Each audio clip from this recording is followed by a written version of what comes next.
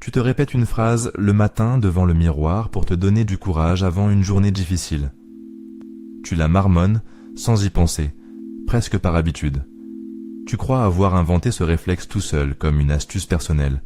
Ce n'est pourtant pas une invention moderne, ni un conseil trouvé sur Internet. Au XIXe siècle, dans une ruelle près de Nancy, un médecin de campagne reçoit chaque jour des dizaines de pauvres à sa porte. Il ne prescrit presque jamais de médicaments, ni de potions, ni de saignées. Il fait autre chose, quelque chose que personne ne sait encore nommer. Personne, dans cette ruelle, ne sait encore que cet homme changera la médecine de l'esprit. Il leur parle, à voix basse, avec une conviction tranquille, répétée, presque monotone. Il ne les touche pas, ne les endort pas vraiment, et pourtant, leurs douleurs, une à une, finissent par reculer. Les gens du village en parlent entre eux, comme d'un secret précieux. Ses confrères le méprisent, ils le traitent de charlatan de province, d'illuminé sans diplôme, sérieux. Pendant 20 années, personne dans les grandes écoles de médecine parisiennes ne prend cet homme au sérieux. On l'accuse même de pratiquer une médecine dangereuse, presque une sorcellerie déguisée. Coué n'a rien inventé seul. Il a hérité d'un secret gardé pendant des décennies par 2 médecins oubliés de Nancy. Et ce secret, ce soir, va enfin sortir de l'ombre. Ce que ces 2 hommes ont découvert va, un siècle plus tard, façonner ta propre voix intérieure. En 1864, Ambroise-Auguste Liébaud s'installe comme médecin à Pont-Saint-Vincent, un petit village tout près de Nancy. Il propose à ses patients un marché plutôt étrange pour l'époque, presque révolutionnaire. Le village est pauvre, la région rurale, et la médecine officielle reste pour beaucoup hors de portée financière. Payer pour la médecine classique, avec ses potions amères et ses saignées, ou venir gratuitement, à une seule condition, accepter une simple suggestion verbale, allongée, les yeux fermés. Presque tous, sans hésiter, choisissent la gratuité. Liébaud, lui, ne s'en formalise pas. Il soigne avec la même attention. En quelques années à peine, il traite des milliers de cas. Migraines tenaces, insomnie chronique, douleurs qui résistaient à tout. En 1866, il publie enfin ses résultats dans un livre épais. Un seul exemplaire se vend. Il note pourtant tout, patiemment, dans des carnets qui s'accumulent année après année. Le silence médical autour de lui est total. Liébaud continue pourtant, seul, sans reconnaissance ni argent. Chaque jour, la même scène se répète. Une voix calme, une phrase répétée jusqu'à ce que l'esprit du patient finisse par céder. Il sait, au fond de lui, avoir découvert quelque chose que la science n'a pas encore de mots pour nommer. 20 années passant ainsi, dans l'indifférence presque totale, jusqu'au jour où un professeur respecté de la faculté de Nancy décide enfin de venir le voir, pour le démasquer, croit-il fermement. Son nom, Hippolyte Bernheim. Et sa visite va tout faire basculer. Hippolyte Bernheim est une sommité de la médecine française. Pour lui, Liébaud n'est qu'un charlatan de campagne, un vieil homme qui joue au magnétiseur devant des paysans crédules et impressionnables.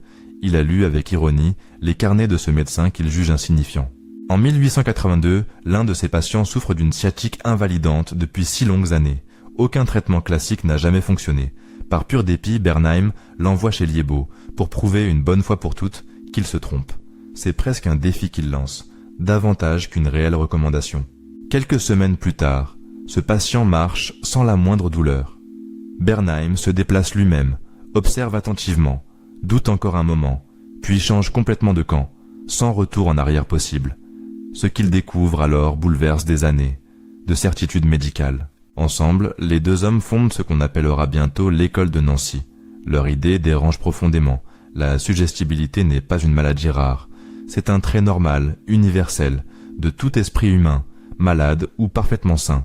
Cette idée, à l'époque, est presque scandaleuse. Elle égalise le fou et le sage. À Paris, pourtant, Jean-Martin Charcot règne sans partage à la Salpêtrière. Pour lui, l'hypnose n'existe que chez les hystériques, jamais chez les gens ordinaires. Une guerre scientifique éclate alors entre les 2 villes. 2 visions du cerveau humain s'affrontent. Et un jeune pharmacien de Nancy observe tout cela, en silence, pesant, tendu, sur le point de tout changer. Émile Coué tient une modeste pharmacie. Sans jamais devenir médecin, il a suivi avec passion les leçons de Liébaud à Nancy pendant des années. Il tient boutique, écoute ses clients, observe leur visage pendant qu'ils attendent leur remède.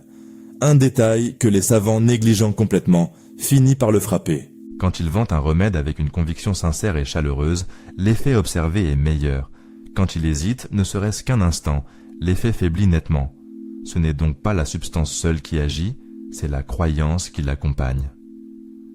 Le patient, comprend-il alors, n'a pas besoin d'un médecin hypnotiseur. En 1910, Coué ouvre une clinique entièrement gratuite à Nancy. Il n'endort personne, ne touche presque personne. Il enseigne à chacun une phrase simple, à répéter soi-même, seul, chez soi. Des ouvriers, des mères de famille, des employés fatigués viennent, chaque semaine, apprendre sa méthode. Tous les jours, à tous points de vue, je vais de mieux en mieux. 20 fois, à voix basse, matin et soir, dans un état de demi-sommeil paisible.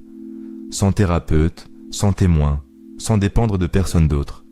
Dans le silence pesant d'une chambre à l'aube, la phrase paraît enfantine, elle ne l'est pas. Elle contourne la volonté pour parler directement à l'imagination. Ce que Liébaud pratiquait en secret, sur un patient allongé et endormi, Coué le remet entre les mains de n'importe qui, parfaitement éveillé. Paris se moque d'une méthode bonne pour les concierges. Des lettres arrivent pourtant bientôt de toute l'Europe, puis des États-Unis, réclamant sa méthode, sans savoir qu'il regarde naître tout un siècle de développement personnel. Ce que Liébaud a prouvé dans l'ombre pendant 20 ans, ce que Bernheim a ensuite validé dans les amphithéâtres, Coué l'a rendu portable, un outil simple que chacun peut désormais tenir dans sa propre poche, sans médecin. 3 générations, une seule intuition. L'esprit se convainc, il ne se commande pas par la force. Mais la vraie découverte de Nancy n'est pas cette formule elle-même. C'est une loi que Coué formulera plus tard avec précision. Quand la volonté et l'imagination s'affrontent frontalement, c'est toujours l'imagination qui finit par gagner. Il l'appellera la loi de l'effort converti, un principe simple, presque contre-intuitif. Se forcer, serrer les dents, ne suffit presque jamais. Convaincre calmement son propre esprit, avec patience et répétition, fonctionne bien plus souvent.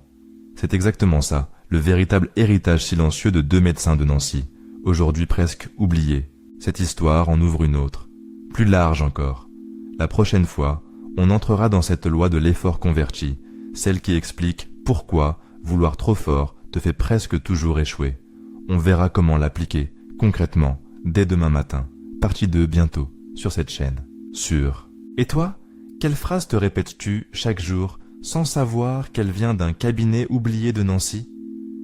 Dis-le sincèrement en commentaire, juste en dessous.